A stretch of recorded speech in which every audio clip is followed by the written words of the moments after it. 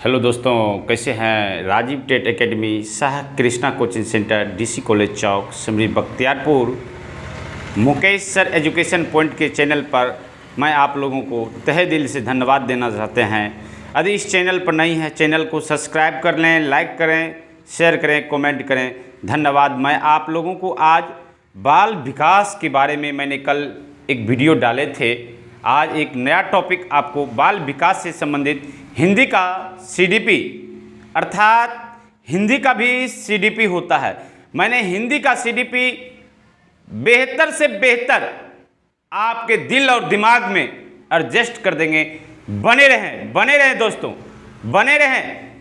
आज का टॉपिक है शिक्षण सहायक सामग्री। समझना ज़्यादा इम्पोर्टेंट है, सुनना ज़्यादा इम्पोर्टेंट है। लिखना कम, सुनना ज़्यादा। सुनने से ही सीखने का विकास हो जाता है। मैंने आपको बता दें, शिक्षण सहायक सामग्री। शिक्षण क्या हुआ? टीचिंग, इंग्लिश में कहा जाता है टीचिंग, अर्थात टीचिंग प्रोसेस। आप जब बच्चे को पढ़ाने के लिए जाते हैं, बच्चे को किस विधि से पढ़ाएंगे सर, ये आपके स्वविवेक पर डिपेंड करता है। एक टीचर आप में क्वालिटी कम नहीं है, लेकिन आप बच्चे को अच्छे तरीके से समझा नहीं पाते हैं। इसका कहीं न कहीं वजह है, आपका टीचिंग प्रोसेस जो है अच्छी नहीं है, समझाने की कला नहीं है। कहा जाता है सभी टीचर समान नहीं होते हैं, योग्यता है, लेकिन सर एक बच्चे को किस तरह गाइडेंस करें, बच्चे को किस तरह समझावें, ये सर टीचर के स्वविवेक पर डिपेंड करता है। आज वही टॉपिक को मैंने बता रहे हैं। बने रहें दोस्त इस चैनल पर, बड़ा मजा आएगा। आज शिक्षण, पढ़ाने लिखाने की जो सिस्टम आप में होनी चाहिए सर, वह शिक्षण कहलाता है। शिक्षण का दूसरा नाम अध्यापन भी कहते हैं। मतलब पढ़ाने लिखाने के दरमियान आप किस तरह बच्चे को समझा रहे हैं, उसमें किस तरह बच्चे को समझाने में आप तार्किक चिंतन, हर तरह का जो एक्टिविटीज करते हैं सर, यह शिक्षण कहलाता है। बने रहें। कथा सहायक, सहायक का मतलब हुआ हेल्प करना। मतलब बच्चे को समझाने में जिन जिन चीज़ों का, जिन जिन वस्तुओं का आप प्रयोग करते हैं, बंधुओं, आप बच्चे को समझाने में जिन जिन चीज़ों का आप उपयोग करते हैं, जिससे कि बच्चे समझ जाए, बच्चे को ये समझ में आ जाए कि सर बहुत सरल, सुगम, आसान, अच्छे तरीके से बच्चे समझ लें। सहायक सामग्री का अर्थ हुआ वस्तु। मतलब आप पढ़ाने लिखाने के दरमियान यदि कोई टॉपिक आप समझा रहे हैं, मान लिया जाए आप ट्रेन के बारे में बता रहे हैं, sir train in the classroom में नहीं आएगा। यदि आप ट्रेन के बारे में बच्चे को बता रहे हैं, सर ट्रेन का नमूना लाएंगे। यदि मार्केट में नमूना ना हो सर, यदि वास्तविक पदार्थ ना मिले तो नमूना मिलता है, उस नमूना के माध्यम से बताएंगे ये बच्चों, ये ट्रेन है, ट्रेन की कई विशेषताएं होती है। यदि उसके सामने वह पाठ को लाएंगे, यदि वह नमूना प्रस्तुत करेंगे, सर प्रस्तुत करने के दरमियान बच्चे में तार्किक चिंतन बढ़ जाएगा, वह समझने की दायरा बढ़ जाएगा, वह समझने के रुचि प्रयास जारी कर देगा। सर ये टीचर पर डिपेंड करता है। सर जब तक इन द क्लासरूम में शिक्षक और छात्र दोनों अंतः क्रिया नहीं करेगा, तब तक एक शिक्षण कार्य विधि सही से सुचारू रूप से नहीं चल सकता है। मैं स्पष्ट शब्दों में बोलना चाहते हैं। कथा अध्यापन के दौरान पाठ सामग्री को समझाते समय, अर्थात जब आप बच्चे को समझा रहे हैं, बच्चे को जब समझा रहे हैं टॉपिक को, अध्यापन के दौरान शिक्षक जिन जिन सामग्रियों का प्रयोग करता है, जितने भी सामग्री का प्रयोग कर दे, वह सहायक सामग्री कहलाता है। मतलब बच्चे को समझाने में आसान कर दे, कोई विषय वस्तु जो है वह बच्चा नहीं समझ रहा है, यदि उसको किसी वस्तु के माध्यम से आप मान लीजिए हेलीकॉप्टर पढ़ा रहे हैं, आपके चैप्टर में आप ना देखिएगा बच्चे के क्लास में हेलीकॉप्टर है, बस है, इत्यादि कई चैप्टर इंक्लूड किया गया है। सर इस इंक्लूड जब आप पढ़ाते हैं बच्चे को समझाने में आप दक्ष नहीं होते हैं, जबकि आप में क्वालिटी की कमी नहीं है, लेकिन आपका टीचिंग प्रोसेस अच्छा नहीं है। टीचिंग प्रोसेस के लिए सर कोई सहायक सामग्री लेंगे, जो वस्तु समझा रहे हैं, जिस वस्तु के बारे में आप उपयोगिता बता रहे हैं उस वस्तु को दिखाएंगे। यदि वस्तु नहीं मिले, मान लीजिए वस्तु नहीं भी मिल सकता है, तो आप चित्र के माध्यम से बच्चे को समझाने का प्रयास कीजिएगा। हे सुनो बाबू, इस तरह यह ट्रेन होता है, ये बस है, ये एरोप्लेन है। बच्चे को समझने में दिल और दिमाग में उतर जाएगा यदि इस तरह हम लोग समझाएंगे तो। लेकिन आज आधुनिक प्रणाली में नया सिस्टम आप डेवलप हो गया है सर, ये विस्तृत हो गया। आज कितना डिवाइस आ चुका है। कहता आधुनिक शिक्षा प्रणाली में सहायक सामग्री के संबंध में कई नवाचार हुए हैं, कई खोज हो चुके हैं। आज एक से एक उदाहरण प्रस्तुत करते हैं, एक से एक टेक्निक से बच्चे को बताते हैं, जिससे कि बच्चे को समझ में आ जाए। कहता जिनकी सहायता से अध्ययन को रोचक और प्रभावपूर्ण बनाया जा सकता है। बच्चे इंटरेस्ट लेना प्रारंभ कर दिया। गजब पढ़ाते हैं मैडम, गजब की बात आ जाएगा कब? जब आप अच्छे तरीके से बच्चे को समझाएंगे, बुझाएंगे, लिखाएंगे। पढ़ाना एक कला है सर, पढ़ाना एक कला है। आप कितने बच्चे के सामने आप अंतःक्रिया कर सकते हैं, बच्चे को कितना समझाने में आप दक्ष हैं। सर आप में जानकारी की कमी नहीं है। हमारे निकट कितने भी शिक्षक मैंने बनाने का काम किए हैं, सभी जाते हैं पढ़ाने के लिए प्राइमरी मिडिल में। सर उसकी जानकारी की कमी नहीं है, लेकिन सर आप समझाने की कला कितना है, आप में कितना दक्ष हैं, आप बच्चे को समझा सकें। आप मातृभाषा में हो या क्षेत्रीय भाषा में हो, बच्चे को किसी भी दृष्टिकोण से यदि आप समझाने में दक्ष हैं, आप गजब पढ़ाते हैं। बने रहें, आपको गजब बना देंगे, बने रहें।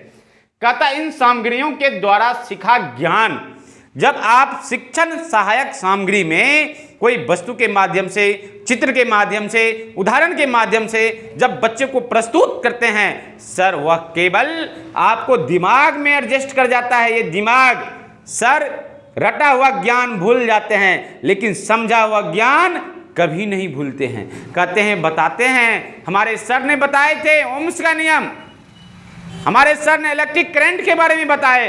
अरे गजब बताए, करंट कैसे प्रभावित होता है। बच्चे को रटाने से काम नहीं चलेगा। अभी बाल केंद्रित शिक्षा प्रणाली अपनाया गया है, अभी बताया गया है नया शिक्षा नीति में। सर क्षेत्रीय भाषा में पढ़ाना, मातृभाषा को प्रधानता देना, बच्चे को किसी भी तरीके से आप समझाने में दक्ष हैं, आप गजब हो गए। कहता है लंबे समय तक उत्साह जागृत करता है। जब आप बच्चे को समझाने में दक्ष हो जाते हैं, कई चित्र के माध्यम से, उदाहरण के माध्यम से समझाते हैं, तो बच्चे में रुचि पैदा हो जाता है।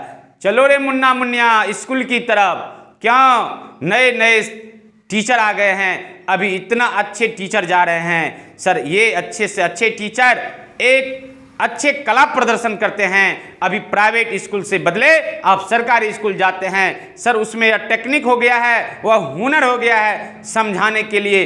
इसलिए सभी लोग जितने भी शिक्षक हैं अच्छे तरीके से जब बताएंगे, बच्चे आज एक नए सिरे से, आज दिल्ली भी बन जाएगा बिहार आने वाले समय में।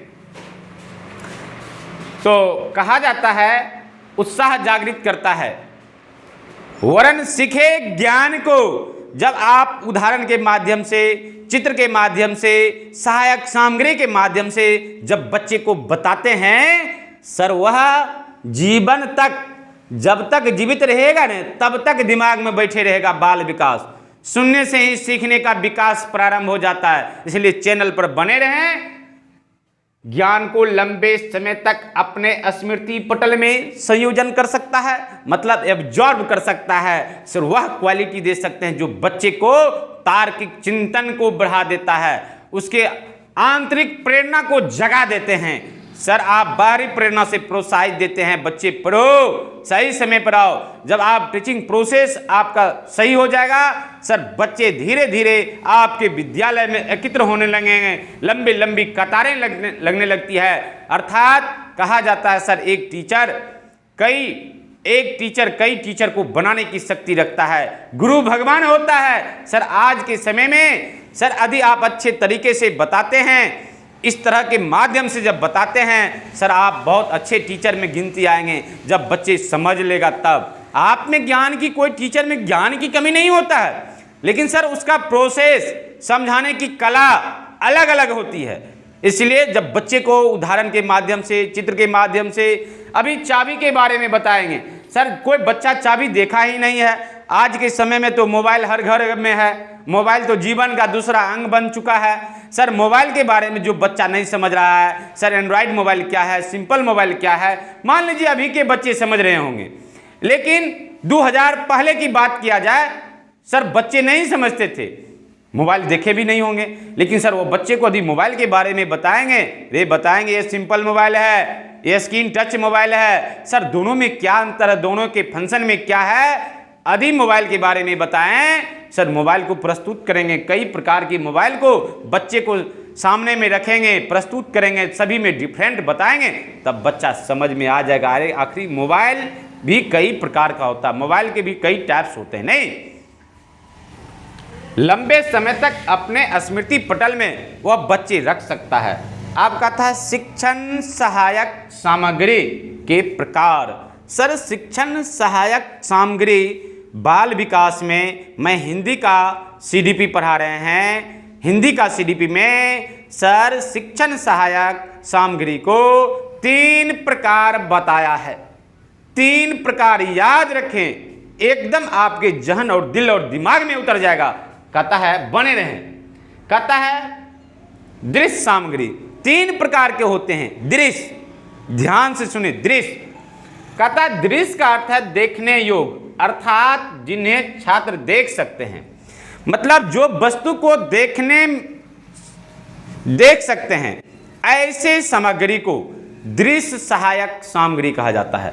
मैंने सामग्री 3 प्रकार बताए हैं, ध्यान रखें, मैंने सामग्री 3 प्रकार बताने का काम करते हैं। दृश्य अर्थात देखना, हम लोग देखते हैं कान से नहीं, आंख से देखते हैं, अर्थात जब तक आंख आपका एक्टिव नहीं रहेगा, सक्रिय नहीं रहेगा, तब तक आप कोई वस्तु को देख नहीं सकते हैं।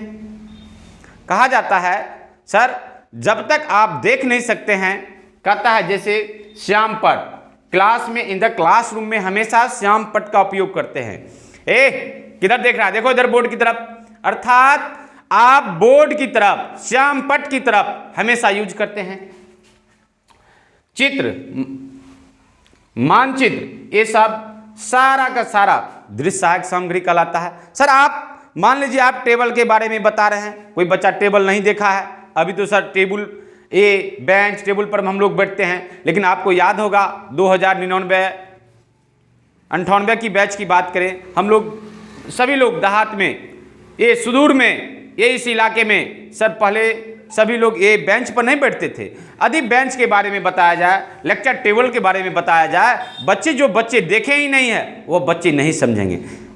तो कहा जाता है पहाड़ पत्थर के बारे में बताया जाए, सर उस ऐसा महसूस कराएंगे, उस इलाके का परिचित कराएंगे, वैसा प्रस्तुत करेंगे, उदाहरण को कई माध्यम से जो बताएंगे, बच्चे को दिल और दिमाग में बैठ जाएगा। श्रव्य का अर्थ होता है सुनना, श्रव्य का अर्थ होता है सुनना, अर्थात हम लोग सुनते हैं कान से, ध्यान से रहें, हम लोग कान से सुनने का काम करते हैं। जब तक कान आपका सक्रिय नहीं रहेगा, राजरानी भी गुजर जाएगा तो आपको पता नहीं चलेगा। अर्थात यदि कान बहिर है, कान से आप विकलांग हैं, तो सर आप आवाज नहीं सुन सकते हैं। ऐसे बच्चे को शिक्षण सहायक सामग्री में उसका उपयोग करेंगे। सर जैसे रेडियो, सर आज का समय है हर घर में टीवी लगा हुआ, पहले रेडियो, सर शादी ब्याह में भी रेडियो दिया जाता था, अब तो रेडियो उठ ही गया है, अब तो टीवी कई चैनल आ गया है, पता नहीं चलता है। सर रेडियो से जरूर हम लोग समाचार सुनते होंगे, हाँ आकाशवाणी पटना लगाओ, मुजफ्फरपुर लगाओ, हाँ मोदी जी का भाषण दे रहा है, तो मोदी जी का पिक्चर नहीं देखते थे, सिर्फ सुनते थे। सर सुनने से भी सीखने का विकास हो जाता है। ग्राम फोन, टेलीफोन, पहले टेलीफोन आता था वायर वाला, टेप रिकॉर्डर, इससे जब बच्चे को पढ़ाएंगे, बच्चे को समझने में ज्यादा तार्किक चिंतन जग जाएगा, अंतरात्मा का पटल खुल जाएगा, बच्चा स्वतः सीखना प्रारंभ कर देगा। कहता है दृश्य श्रव्य साधन, दृश्य का अर्थ होता है देखना, श्रव्य का अर्थ होता है सुनना। ऐसा सामग्री जिसमें विद्यार्थी देख भी सकते हैं, सुन भी सकते हैं, ऐसे सामग्री को दृश्य श्रव्य सामग्री कहा जाता है। दृश्य श्रव्य सामग्री कहा जाता है। जैसे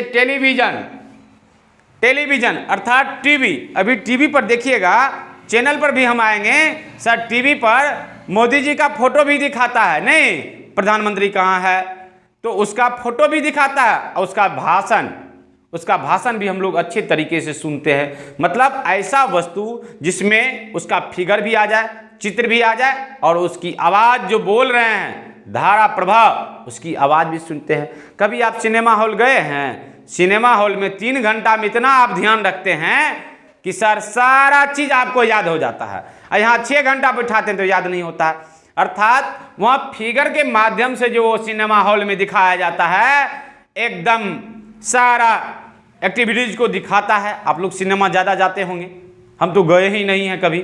तो सिनेमा में जब जाते हैं, कमेंट करता है हाँ गए होंगे, तो सिनेमा में जब जाते हैं सर, उसमें जानते हो सर वो कैसे एक्टिव कर रहा है, उसके आवाज़ को भी देखते हैं, उसके चित्र को भी देखते हैं, सारा सिनेमा का जो उस सीरियल में जो रहता है सारा दिमाग में एडजस्ट हो जाता है। कैसे हो जाता है भाई? तो वहाँ आपका इतना ध्यान से, इतना सूक्ष्म ध्यान से देखते हैं, एक एक पंक्ति आपको याद हो जाता है। अर्थात यहाँ भी डिजिटल बोर्ड के माध्यम से जब बताएंगे, चित्र के माध्यम से बताएंगे, बच्चे को दिल और दिमाग में उतर जाएगा, गजब हो जाएगा। कहता है इन उपकरणों का संबंध छात्रों की आंख एवं कानों दोनों से है। सर देखते हैं आंख से, मतलब आई, आंख यदि एक्टिव है तो कोई चीज देख लेते हैं, कान यदि एक्टिव है तो सुन लेते हैं। मतलब सिनेमा में कान प्लस आंख दोनों एक्टिव होनी चाहिए, तब आप उसको पूरे गहन से सुन सकते हैं। इसमें ज्ञान इंद्रियां एवं श्रवण इंद्रियां दोनों एक साथ प्रयोग करके छात्र ज्ञान प्राप्त करता है। जैसे टेलीविजन, चलचित्र, नाटक। सर आप नाटक कभी देखे होंगे, कोई स्कूल कार्यक्रम में नाटक होता है, कोई फंक्शन में नाटक होता है, नाटक देखता है, वह एसपी का रोल कर रही है, वह डीएम का। सर कई नाटक आप देखते होंगे, नाटक में वह कला कैसे प्रदर्शन करता है, आप उसका बोलने का भी स्टाइल सुनते होंगे, वो कैसे अपना भूमिका, अपना रोल निभाता है, सर वह भी आप देखते होंगे। सर इस तरह जब क्लासरूम में बच्चे को बताएंगे चित्र के माध्यम से, जिसमें हम देख भी सकते हैं, सुन भी सकते हैं, तो बच्चे को दिल और दिमाग में ज़्यादा एडजस्ट करेगा, बच्चा समझने लगेगा, बच्चा बूझने लगेगा, तब बच्चे का आंतरिक प्रेरणा जग जाएगा, तो बच्चा को बेहतर तरीके से आपके विद्यालय आना प्रारंभ कर देगा। सर इसमें टीचर का मुख्य भूमिका है। सर पढ़ाने की शैली, पढ़ाने की कला, बच्चे का तो कई समस्या होता है, उसका निदान का कैसे सॉल्व करेंगे, उपचारात्मक शिक्षण कैसे करेंगे, सर ये टीचर पर डिपेंड करता है। कोई विषय वस्तु को सर आप कितने अच्छे तरीके से बता सकते हैं, समझा सकते हैं, ये टीचर पर डिपेंड करता है। सर आप टीचर शिक्षण विधि तभी बेहतर होगा जब सर आप पठन पाठन में लगे रहिएगा। पढ़ाने से पहले आपका सारा चीज़ फॉलो कीजिएगा, जो पढ़ाने का रूल है, रेगुलेशन है, सारा नियम कानून, सर उस तरह आप टीचिंग प्रोसेस अपनाइएगा, बच्चे को समझाइएगा। सर आपके बैग में, आपके थैला में जो चैप्टर को पढ़ाएंगे, उस चैप्टर से सामग्री का एकत्र करेंगे। कोई विषय वस्तु जो टफ है, जो बच्चा कभी नहीं देखा है, तो उसका सामान हम अपने बैग में, अपने थैले में लेके विद्यालय जाएंगे। जैसे पहले जाते थे पुराने टीचर।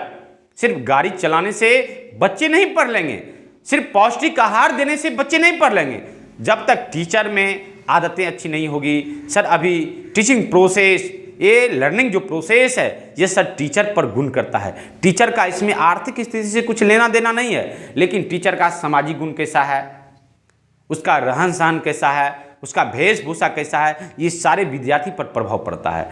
इसलिए एक टीचर का हर तरह का, हर एंगल का प्रभाव एक विद्यार्थी पर पड़ता है। इसलिए अच्छे टीचिंग प्रोसेस अपनाएंगे हर बच्चे, ये सुदूर, ये इस इलाके के बच्चे को शिक्षित करेंगे। एक नौजवान, एक नया भारत का निर्माण तभी होगा। कोई सरकार नहीं कर सकता है, सरकार तो एक सिस्टम दे रहा है सर। जब तक हम लोगों की नैतिकता नहीं जागेगा, मैंने कोहलबर्ग बताए, बैगोस्की बताए, जीन पियाजे बताए, सब वैज्ञानिक ने बताया, जब तक आप में नैतिकता नहीं आएगा, आप में नैतिकता आ जाएगा। सर मुझे एक टीचर में बहाली हुआ है, मुझे बच्चे को पढ़ाना है, बच्चे के पढ़ाने के दरमियान जो विषय वस्तु होगा उसका नोट्स नहीं बनाएंगे सर, वह पेन पेपर पर लिखेंगे नहीं, यदि वह सामग्री एकत्र नहीं करेंगे बच्चे नहीं समझ पाएगा। यदि इस तरह का प्रयोग करते हैं तो बच्चे अच्छे तरीके से समझ में आ जाएगा। मैं समझते हैं ये चैप्टर जो नेक्स्ट वीडियो मैं कल डालने का प्रयास करेंगे, इसका सेकेंड पार्ट, कुछ पार्ट जो बचा हुआ है वो कल आपको आपके YouTube पर चढ़ जाएगा। लेकिन आज जो बताए हैं, यदि इस समझने में कोई दिक्कत होगा तो आप लोग कमेंट के माध्यम से कमेंट कीजिएगा, मैं प्रत्येक कमेंट का उत्तर देंगे। अधिक से अधिक इस चैनल को सब्सक्राइब करें, ध्यान से सुनिए। यदि इस चैनल पर नहीं है, चैनल का नाम है Mukesh sir education point. Mukesh sir education point, ये मेरा कोचिंग संस्थान भी है, Rajeev TET academy, Shah Krishna coaching centre, DC college Chowk, Simri Bakhtiyarpur, Saharsa. धन्यवाद।